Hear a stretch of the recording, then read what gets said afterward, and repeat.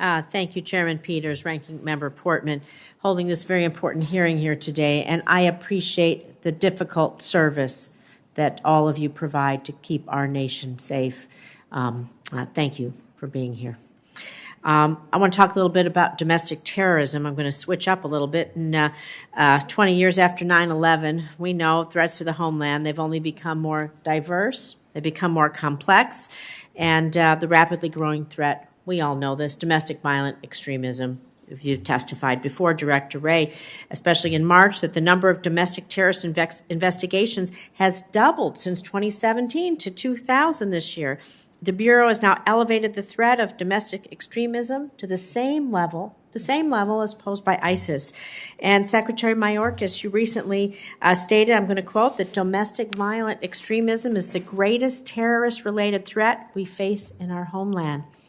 And so I applaud the administration for releasing the first ever national strategy for countering domestic terrorism, which codifies a national strategy that domestic violent extremists, specifically white supremacist extremists, pose the most persistent and lethal threat to the United States, the most persistent and lethal threat. So I have a question, of course, for Director Wray and for you, Mr. Secretary. I will go first. Secretary Mayorkas, could you provide us with an update on the new Center for the Prevention Programs and Partnerships, or as you're calling it, CP3, which helps prevent individuals from radicalizing into domestic violent extremism and interferes when individuals unfortunately do so? Thank you very much, Senator. That office, that Center for Prevention Programs and Partnership, is really executing a different strategy than has previously been undertaken. What we are doing is focused on disseminating information to local communities and empowering and equipping them to address the reasons why people are driven to extreme ideologies and perhaps even acts of violence. And we are distributing grant funds as well as information. It's all about empowering and equipping communities to address a situation from the ground up. Well, nobody knows their own community better than those that work within it. Thank you. Director Wray, I want to direct this next question to you.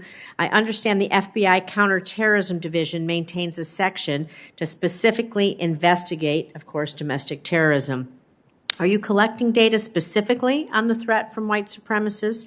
And secondly, as part of the national strategy for countering domestic terrorism, how does the FBI plan to enhance collaborative reporting, that data collection that we need, and we can collaborate targeting our efforts with law enforcement partners to prevent radicalization and attacks? We do collect information very much about, I think the category that you're describing, we put in the category of racially and ethnically motivated violent extremism, of which the biggest chunk by far is racial or ethnic motivation favoring white supremacy. Mm-hmm. And so we collect information about that threat. We have, as you say, prioritized that threat at a national threat priority level. We have created a domestic terrorism hate crimes fusion cell to bring to bear not just the domestic terrorism expertise, but the hate crimes expertise, because often there's some overlap in the criminal activity and, more importantly, the insights that gives us to look ahead and around the bend, if you will. And one of the places where that kind of collaboration and synergy is already showing great progress is in your home state, the attempted attack on a synagogue that we were able to, for the first time, prevent using hate crimes charges. And we hope to do more of that. I think the big part of the engagement to collaborate on data is going to be through the Joint Terrorism Task Forces, which, of course, are all over the country, of which there are over 200. And that includes federal, state, local participants, probably about 4,500 or so bodies all working on those task forces together, able to share classified information, investigative information, and to ensure that we're then able to generate bulletins and things like that, working collaboratively with Secretary Mayorkas' shop in doing so. And I'm going to move into cybersecurity, but before I do that, do you have the workforce you need, and what are the challenges you have? I guess I could probably address this in every area. Hiring, training, and retaining workforce. Well, I would say that a couple things on that. Certainly, the domestic terrorism caseload has exploded, and meanwhile, the international terrorism caseload hasn't subsided, and that's just within terrorism. So we absolutely need more resources there, and any resources Congress sees fit to send our way, I can assure you they would be quickly put to good use. On the there is a piece of good news, which is that at the FBI, the last couple of years, our recruiting numbers have gone exorbitantly up, contrary to the trend you would see more generally in the country. So we tripled the number of people applying to be special agents of the FBI in 19, 20, and 21 compared to what it was before that. Highest it's been in about a decade.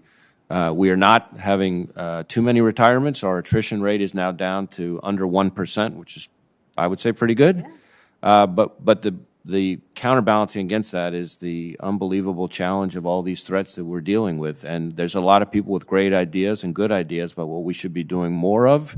I haven't found anybody with much in the way of good ideas about what it is we can suddenly do less of. Thank you. I want to just move quickly, and I know I'll probably have to take this answer off the record, but cybersecurity resilience, because the Cyberspace Solarium Commission said the U.S. government still lacks rigorous, codified, and routinely exercised processes for identifying, assessing, and prioritizing critical infrastructure risks across the federal government between public and private sectors. So, Secretary Mayorkas, what infrastructure sectors do you view as particularly vulnerable that we should be putting some resources into right now?